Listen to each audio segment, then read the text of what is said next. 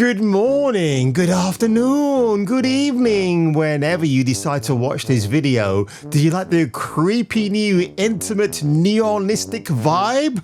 I've just toned down my brightness settings so I can do this.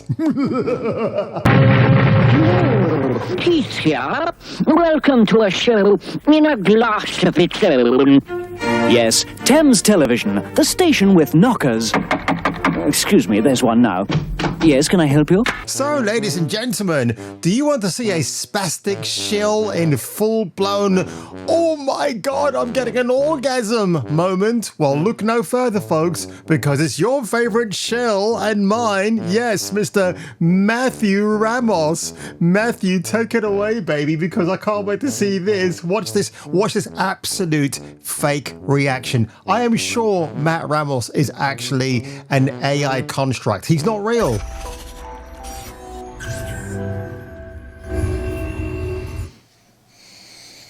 Watch this. I've rehearsed this for about 2 hours now. Today's the number 7th greatest day in my life. Why? Today, the production for Superman started filming again, and we finally gotten our first full head-to-toe look at David Cornsweat's Superman, and it looks greater than I could have ever possibly have imagined. You guys first full head... Bro, are you serious? What pot are you smoking? Look at this guy right here. He's like, oh my god, Cornsweat is sweating. He's got sweaty armpits. Nah, this is not great. This is Dolomart Superman costume that you can buy for Halloween. So you can, right? I bet you for Halloween, they'll be selling these exact suits at your local pound shop or wherever you live in the world. Look, he looks great as Superman. He does. But in terms of the actual costume, oh man, I don't know how this is going to look in post-production. So people are actually railing on this design at the moment. I'm just going to fast forward and see what else Matt says, because of course his YouTube channel is called Soups and he's shilling for soups right now. What? Why is everybody wearing motorcycle jackets in this on these photo sets? I mean, again, they don't mind you reacting to this because they know it's all going to get out anyway. Superman, but we also got Mr. Terrific, and my hype and excitement to see the suit reveal for characters like Supergirl, Guy Gardner, Hawkgirl, Metamorpho, and honestly, all of the other... Well, the Supergirl, I'm kind of interested. I didn't know she was in this film. Is she supposed to be in this film? So who have they cast? Other DCU superheroes that we're going to see come to life in this new DC universe. My hype for all of that has completely skyrocketed after seeing these photos we've gotten here today. I mean, no joke, guys. I think these are my favorite colors I've ever seen on a Superman suit. The vibrancy, the chest symbol, the fucking trunks, dude. The trunks look absolutely perfect. The belt looks perfect. And then... Yeah, you've got a lot of focus on the trunk area, haven't you, Matt? I've never seen this guy with a woman. I'm pretty sure he's not interested in that sort of thing. But yeah, this guy is the biggest fake reactor on YouTube. That's why I think he's hilarious. And I've got to give Matt his due respect here. Despite me trolling him on Twitter X, the guy has never blocked me. He's like, yeah, I'll ignore that guy. I don't go after him. I like to troll him in the comments because he's absolutely peak cringe. So give him some respect. And also Angela Bel Camino, that's another woman. You know, the one with a big massive forehead, and she's always protesting, or rather not protesting. She's really happy that she's a young single lefty and she's in her 40s and she doesn't want to have any man in her life. And to be honest, if you see her, I can't actually blame any man for even wanting to attempt to have a date with her, because who would in their right mind? But oh, Matt, come on, let's do this together, Matt. Yeah. Oh, Superman. Oh, it's gonna be. And again, I will say this much: it could actually turn out to be a very good movie. But this film is $300 million. So if they're not blowing all of that money on this film, what's happening to the rest of that budget? Is it going on James Gunn and his wife Jennifer Holland's premeditated honeymoon, or a honeymoon part 2? Do you know what I mean? It's like, come on, man, where's this money all being spent? But this is the kind of person that Warner Brothers needs. They need people like Matt to go out there and I tell you what, when the trailer does come out, I will do a reaction, but it might be one of those reactions where I don't want Warner Brothers to copyright claim my reaction because they're a bunch of effing retards in that particular film studio. So I might have to do like a still by still or play like 6 seconds of the trailer just to avoid a copyright. But I think now, because we have this footage, we should actually get a teaser trailer. I reckon by Thanksgiving of this year, I think one will actually drop. So we'll wait and see. But Matt, keep taking the deep breaths, keep smelling your farts, and let's get on with today's video. Well, space fans, exciting news, huh? And there's even more in part 2. On today's episode of Kung Fu Hot Dog. Okay, you can come. Are you coming? Kind of busy right now. And I'm coming for it, Ken. I'm coming for the fucking money, you piece of shit. I'm like getting the feeling of coming in the gym. I'm getting the feeling of coming at home. I'm getting the feeling. In the ass end of space, even aliens watch Jason King with Kung Fu Hot Dog. This is the greatest show I've seen in my life. Duke Nukem likes this guy.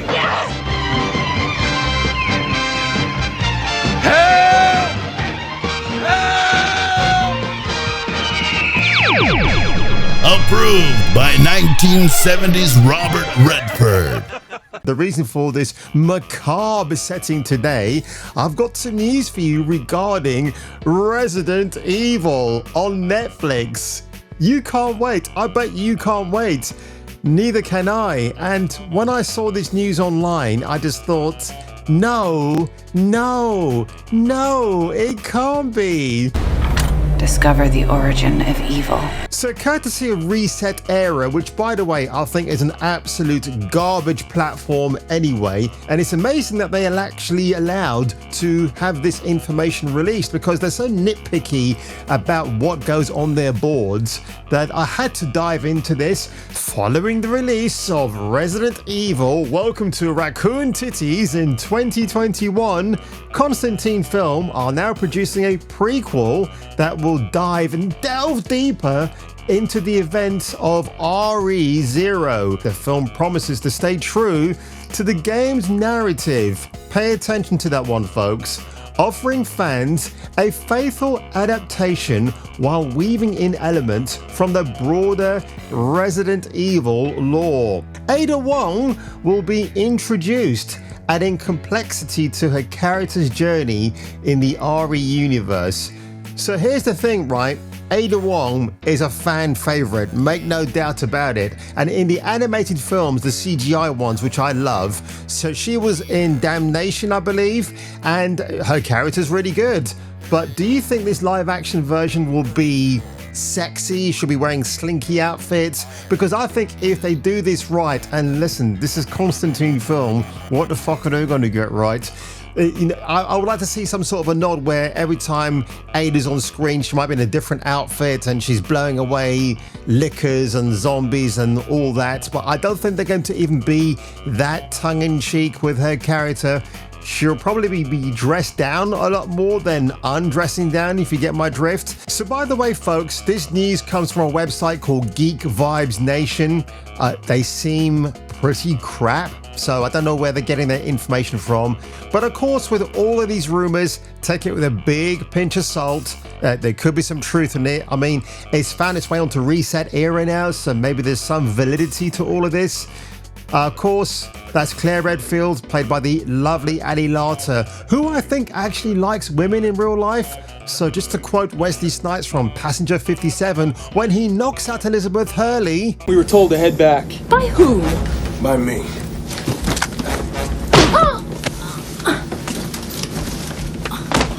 What a waste. The new series is starting to film next year in South Africa, which is where they shot the previous series, so already I can see where this is going. It's a sequel series with a chase scene where Sophia Marcus is chased by 3 zombie dogs. The hunter will be introduced in a scene where the monstrous decapitates survivors in a camp. Sophia faces the monster with a shotgun. Should that be where the monsters decapitates? So already they can't even fact check their own article here. An electrifying fight scene between Sophia and a giant lion took place in one of the episodes, and she will face him with just a knife because, yeah, screw the shotgun, I'm just going to kill this lion with a knife. Spiders are scarier this time, as well as the plot. A sea octopus monster with multiple tentacles. Well, hang on a second. It's an octopus. Of course it's got multiple tentacles. What, are they saying this has got more than 8? It appears in a submarine scene. Sophia discovers that her father was cloned and seeks revenge. Oh no! Sophia also falls in love with Catherine, a Thai refugee. Consider yourself rescued. All right. Fine. It's just my ankles. Resident Evil is now Resident Gay Evil, the gayest evil in the village. There will be references to herbs and sprays from the games. Of course there will be. Zombies evolved are now using machine guns and rocket launchers. Okay, that might be a nice little touch. There will be a scene with a flamethrower. Jesus Christ, this already sounds god awful. Holy shit. Wow. So Constantine Film are diving deeper with their rubber gloves on to ram that fist right up your orifice. Yeah, I mean these projects are meant to thrill and ignite your passion to bring you back to a live action universe that you really loved. Now I will say, ladies and gentlemen, out of the live action films, the first 3 are my favorite. I love the second one because it wasn't directed by Paul Anderson. Instead, it was some other person, but we got Jill Valentine as played by the lovely Sienna Guillory, and I thought she was absolutely fantastic. And for me, she was the actual star of the film. And then Extinction, the third entry, I like that one as well. And then look, later on, we got Wentworth Miller from Prison Break, taking a break from that show to be Chris Redfield. Was he great? No, but he was serviceable, and in some camera angles and aspects of his character, he was actually buffer then. He looked really good. So what I get from this, and oh god, yeah, this is just already, I think this is going to be an absolute dog shit series. I mean, nobody cared about this. Is that Stephen Amell's brother? He's nowhere near as good as Wentworth Miller was, and this chick from Skins is playing Claire Redfield. I mean, it's such a dead-faced approach to the whole iconic lore of the video games. Yeah, Kaya Scolodario, that's who that chick is. I don't care if it was rated R, there was nothing R-rated about it. It was absolutely pathetic. But here we go, standalone story. The series will not be connected to the previous Resident Evil adaptations. Instead, it's going to introduce a brand new storyline in a world ravaged by the T-virus. And of course, we got all of that nonsense already I've mentioned. They're referencing the games. I don't really care at this stage. It just sounds like a disaster waiting to happen. But for me, what I think it's going to signify is that once we see a glimpse of who they're going to cast in this series and the film, well, that's when the knives come out, folks. I mean, the knives are already coming out for me because I don't hear any mention of Leon Kennedy, Chris Redfield, Jill Valentine, Claire Redfield, none of those legacy characters. I think this is going to be a DEI, ESG project of sorts. And until we know who they're casting, who the director is going to be, I actually have no hope whatsoever that this is going to be remotely good. I mean, Constantine Film are obviously doing this to keep the licensing and the contracts going. And I know, to me, really, you know, should give it to somebody like Paramount or A24 perhaps. But A24 have this new film coming out soon with Kevin Bacon and Mia Goth called Maxine. And it seems to be this thing where she's an adult film actress who's going after Ricardo Ramirez, aka the Night Stalker in 80s America, So it's a very strange thing that in real life, if you watch that case, Richard Ramirez didn't die in the hands of a female fan or whatever, because he was caught alive, and actually him being captured started off the whole social media frenzy phase in the 80s, where females were so enamored that this lady killer, quite literally, was a good looking dude, and they were just throwing themselves at him. So I don't know how that A24 film will actually make that real life set of circumstances make any sense. Do you get my drift? But honestly, when I read this news today, and yes, it's all a rumor, but I do believe some of it. I mean, given the past, where again the director of Welcome to Raccoon City just disregarded any kind of notion about what fans actually wanted. It was really important to cast the actor that could bring Leon Kennedy to life. We did not want someone that looked identical to the games. Here we go! But what I want to do, folks, is to go over to one of my favorite channels. I'm subscribed to them, called Resident of Evil.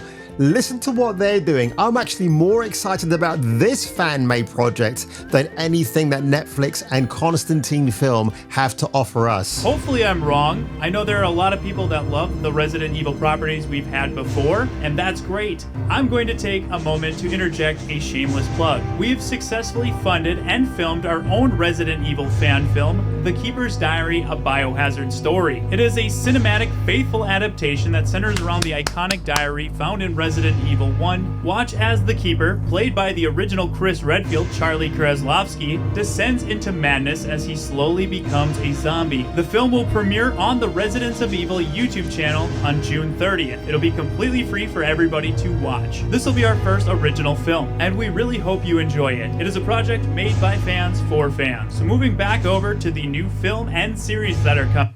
And that's what I care about, folks. Make something for the fans that was funded by the fans. So The Keeper's Diary over at the Residents of Evil YouTube channel. And that on 30th of June, I'm actually going to do a review of this. I'm going to actually react to it and give you my thoughts and feelings. But I can tell you already, I'm going to prefer that a lot more to the shit that I've already seen in the last few years. And the fact they're bringing back the original Chris Redfield actor to be in a portion of the film is really, really cool. And the Jill Valentine they've got as well, I like the actress. She looks like the Julia Voth version, so I don't mind at all. Obviously, you know, with the time and budget they've got for this, you know, you can only do the best you can. But yeah, I don't give a crap about it. I mean, look at that. You look at that and you can say that is BSAA Jill Valentine.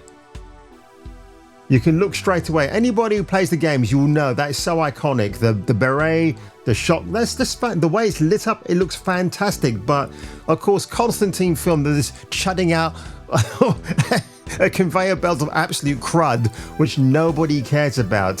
So if they don't care, I don't care. So I'll plug a link in for the video or for the channel so you can go over and check it for yourself. But there you go, folks. More Resident Evil. And I don't feel evil at this stage because I just think what we're seeing here at the moment is comedy gold. And the more you keep churning this stuff out, Constantine Films and Netflix, the more we're just less likely to be invested. Why should I be? I've got a whole collection of Resident Evil Blu-rays and games that I can go back to and do go back to from time to time and play and just rewatch again and again, because I like the fact that they were more faithful to what the fans actually see. Like Resident Evil, Death Island, the amount of people, including myself, who were saying, where's Jill Valentine? You know, where? And in fact, before Vendetta, I wanted to see Chris Redfield. They brought him into Vendetta and he was absolutely killing it, man. Like his dynamic with Leon Kennedy was fantastic. And I gotta say, like after rewatching Death Island again over the weekend, and thanks again to that person who bought me the 4K Steelbook release, Leon Kennedy is such a funny dude in that film. Like he gets the best one-liners, and before I used to have no apathy for that character, but now I've actually come a full 60 round because the way they've actually made him in this film, yeah, he's like a firm fan favorite of mine now as well. So on the one, ladies and gentlemen, if you enjoyed this video today, leave a like below, smash that subscribe button, and if I were you, and if you were me, boo ha ha ha, you should come back for the next video. You see, right here, Matt, you might want to grab a pair of 38 double Ds and rub them in your face. But you're not that kind of guy, are you? No, that's creepy Matt. That's creepy Matt Ramos right there, ladies and gentlemen. If you're in the neighborhood and you've got kids with you and you see this face coming up towards you and the kids, walk the other way and dial 911.